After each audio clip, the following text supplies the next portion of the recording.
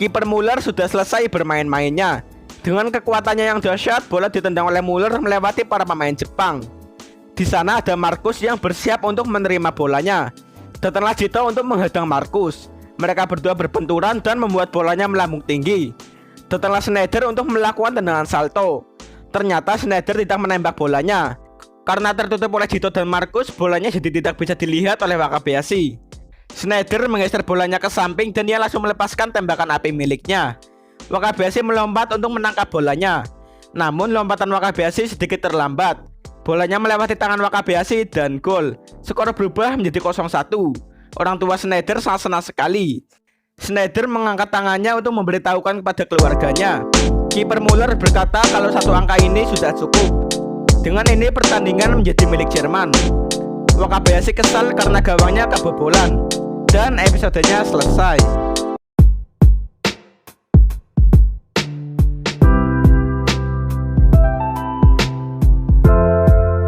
Oi oi oi, gimana nih kabar kalian semua? Semoga aja kalian berada dalam kondisi sehat dan selalu diberi rezeki yang melimpah. Pada kesempatan kali ini aku akan menjelaskan alur cerita dari film kartun Tsubasa yang berjudul Pesan dari Roberto. Nggak usah banyak umuk, langsung aja kita ke openingnya.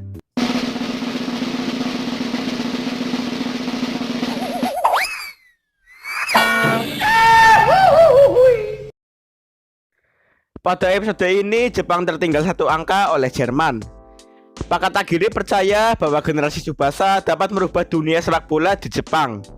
Kalau mereka berhasil mendapatkan gelar kemenangan pada kejuaraan kali ini, maka ini akan menjadi permulaan untuk kelahiran sepak bola Jepang yang baru. Itu semua demi Piala Dunia. Pelatih Farfus berkata Jerman pasti menang dalam pertandingan ini. Namun Roberto tidak sependapat. Ia menjelaskan kalau Jepang bukanlah tim yang bisa dikalahkan semudah itu. Itu karena di Jepang ada pemain jenius Tsubasa Ozora. Bahkan bagi Sandias dari Argentina sulit sekali untuk menandingi Schneider dan memasukkan bola ke kiper Muller. Apalagi bagi tim Jepang yang masih kurang pengalaman dalam pertandingan internasional. Biarpun ada Tsubasa di dalamnya, Jepang bukanlah lawan bagi Jerman. Tiba-tiba datanglah Pak Katagiri yang ikut nimbrung pembicaraan mereka berdua. Ia berkata dibandingkan kemenangan, Pak Katagiri lebih ingin mereka menumpuk banyak pengalaman yang sangat berharga. Pelatih Farfus terkejut melihat Pak Katagiri. Pak Katagiri adalah anggota dari Asosiasi Sepak Bola Jepang. Roberto sudah lama tidak bertemu dengan Tsubasa.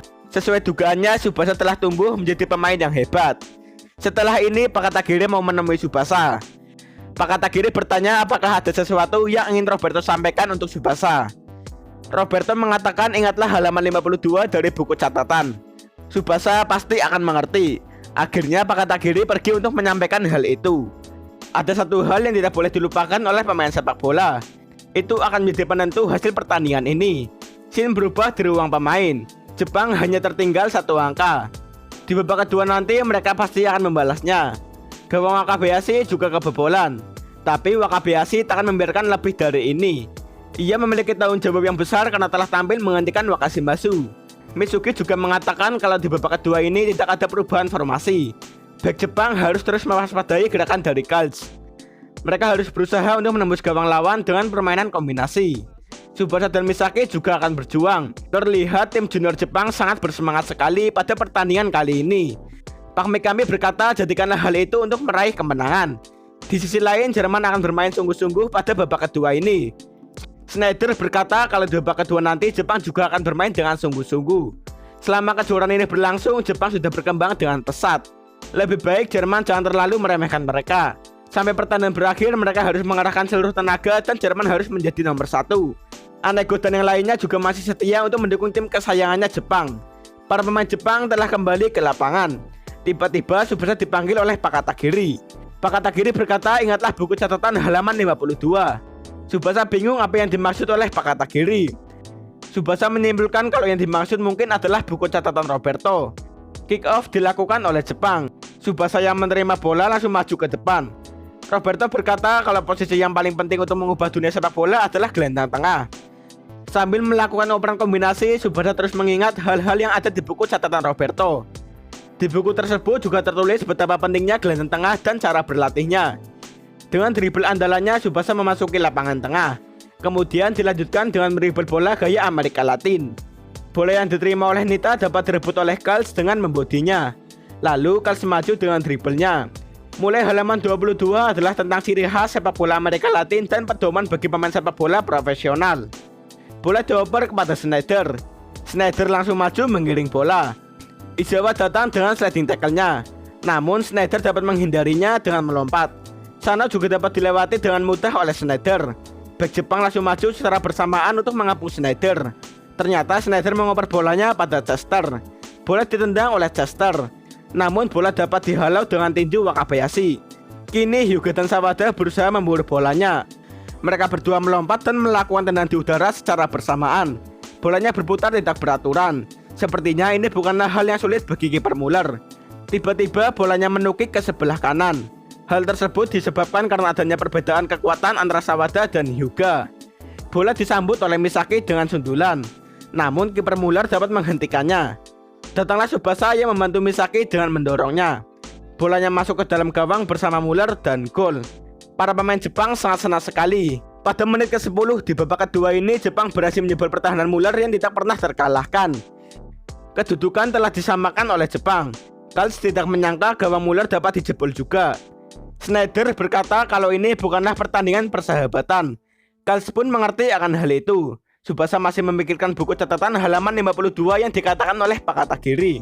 Itu berarti Roberto datang ke sini. Tsubasa sangat percaya sekali kalau saat ini Roberto sedang melihat Tsubasa dari bangku penonton. Tsubasa pun langsung mengangkat tangannya untuk memberitahukan Roberto mengenai permainan sepak bolanya. Sepertinya Tsubasa telah menyadari mengenai kedatangan Roberto. Pelatih Farfetch penasaran mengenai nasihat yang telah disampaikan oleh Roberto tadi.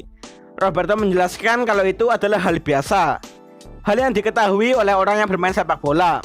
Tapi Tsubasa telah merasakannya sejak bertemu dengan Roberto. Pertandingan dimulai kembali. Kals maju untuk menyerang. Dengan mudahnya Hyuga dapat dilewati oleh Kals.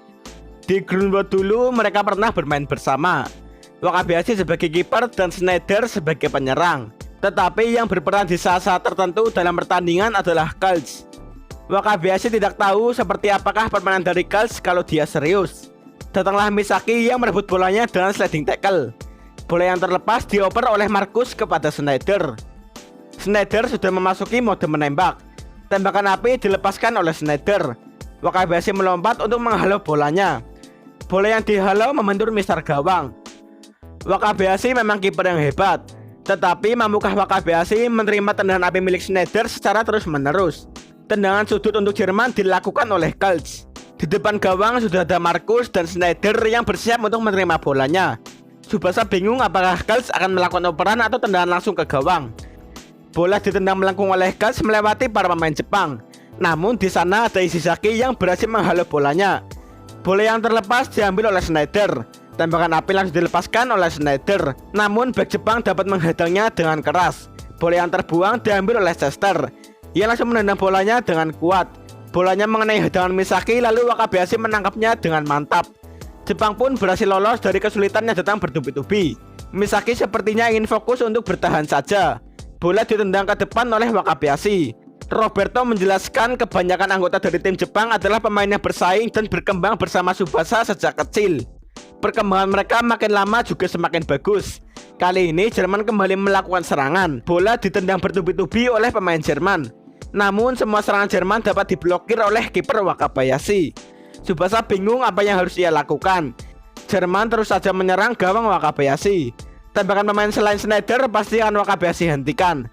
Bola ditendang oleh Wakabayashi. Ternyata yang bisa membobol gawang Wakabayashi adalah Schneider. Kals juga akan ikut unjuk gigi. Bola dapat direbut oleh Kals dengan mudah. Kals maju sambil mendribel bola. Satu persatu pemain Jepang dapat dilewati oleh Kals. Kali ini Kals sudah berada di gawang Jepang. Wakabayashi maju untuk menghentikan Kals. Ternyata Kals melambungkan bolanya untuk melewati Wakabayashi. Wakabayashi pun terkecoh. Namun dengan reaksinya yang hebat, bola pun dapat ditangkap oleh Wakabayashi. Kals sangat kesal sekali, ternyata Wakabayashi dapat menghentikannya. Wakabayashi langsung menendang bolanya mengarah ke Tsubasa. Tsubasa yang telah menerima bola tidak bergerak sedikit pun. Ternyata Tsubasa masih memikirkan halaman 52 buku catatan. Para pemain Jerman langsung maju untuk merebut bola dari Tsubasa. Akhirnya Tsubasa tahu isi halaman 52 buku catatan. Tsubasa melompat untuk menghindari sliding tackle pemain Jerman. Yang tertulis di halaman 52 buku catatan adalah mengenai kesenangan bermain sepak bola. Dalam sekejap, semua pemain Jerman dapat dilewati oleh Tsubasa. Schneider menyadari kalau gerakan Tsubasa menjadi ringan. Anego terkejut melihat Tsubasa. Ia berkata kalau di punggung Tsubasa ada sayapnya. Roberto berkata mengapa sepak bola bisa begitu menyenangkan. Itu karena sepak bola adalah olahraga yang paling bebas dan sederhana. Siapapun dan dari posisi manapun memiliki peluang untuk menembak. Roberto sangat menyukai sepak bola yang seperti itu. Tsubasa pun sudah memasuki mode menembak. Bola ditendang oleh Tsubasa. Kiper Muller maju untuk menghentikan bolanya. Ternyata ada Misaki yang menjadikannya tembakan langsung. Dengan tinjunya bola dapat dihentikan oleh kiper Muller. Namun bola yang terlepas lalu diburu oleh Tsubasa. Terlihat di sana juga ada Schneider yang datang untuk menghentikan Tsubasa. Mereka berdua pun saling berbentrokan merebutkan bolanya. Mereka berdua terhempas bersama dan bolanya masih berputar tidak beraturan. Datanglah Guts untuk mengambil bolanya. Namun bolanya masih berputar secara tidak beraturan. Usaha Guts untuk menghentikan bolanya ternyata malah menjadi operan bagi Tsubasa. Terlihat Tsubasa sudah bersiap untuk menendang bolanya. Namun kakinya terasa sakit diakibatkan benturan tadi. Kiper Muller maju untuk memblokir tembakan Tsubasa. Dalam setiap kondisi Tsubasa harus mengambil keputusan sendiri. Tsubasa pun langsung melakukan operan salto ke belakang. Ternyata bolanya diserahkan kepada Hyuga. Hyuga sudah bersiap untuk melakukan tembakan jarak jauh. Namun Schneider tak akan membiarkannya.